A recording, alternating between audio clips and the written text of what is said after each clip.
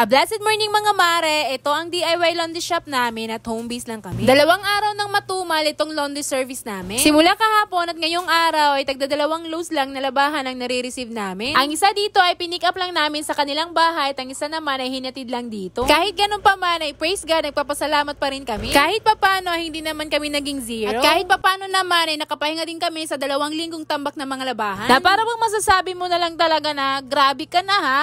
Uy! Kinakansya mo pa nga ako ng mga nakakakilala sa akin na ako daw ang tipo ng tao na hindi naglalaban noon pero trabaho at hanap buhay ko na ngayon. May problema ba tayo doon? Charot. Abay, sino nga ba naman na magkakaroon ng hilig sa paglalaban noon na hand washing lang ang meron kami? Sa mga panahon na yon na hindi pa naman sapat ang half day lang na labada. Kailangan whole day kasi requirements. Aw. Siyempre, abutan talaga ng whole day. Ilang basket pa naman na labahan. Alangan naman 1, 2, 3 ang pagkakalaba at tapos agad. Pre-wash lang tapos sampay agad. Kahit nga naka-washing machine ay naabutan pa ng hapon bago matapos. Paano ba naman kasi mas madami ang time sa kakaselfon, nakalimutan na ang winashing na labahan? Aminin nyo.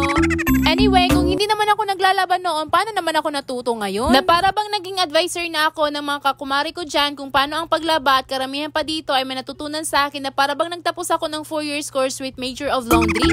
Kahit pa paano naman ay praise God, may na-inspired, may nakapagtayo na rin ng ganitong pagkakakitaan, naging mabango na daw ang mga labahan nila kasi dati daw ay hindi.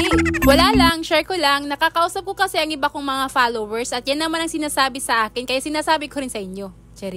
Anyway, hindi sa washing machine lang ako tinuruan maglaba. Importante kasi sa murang edad ay matutunan na ang pag-hand washing. Sa kung paano magkusot at kung sang area ng damit ang mahalagang kusutin. Turuan din kaming maglaba na may tabla at mag-brush ng damit. Pero sa panahon na yon ay more on pag-brush ang way ng paglaba ko ng mga damit para hindi naman ganun kahirap at katagal. Praise God ay noon pa lang ay may idea na ako kung anong mga damit or tela ang pwede sa brush or hand washing lang. Ang mga telang madaling kumupas sa hindi. Sa panahon naman na may budget na para sa washing machine ay pinag-aralan ko rin kung paano ba makalinis sa mga damit dahil umiikot lang naman ito. Hanggang sa nag-guess ko din ang purpose ng ikot. Kaya ayun, dahil siguro doon naging labandera na ako ngayon.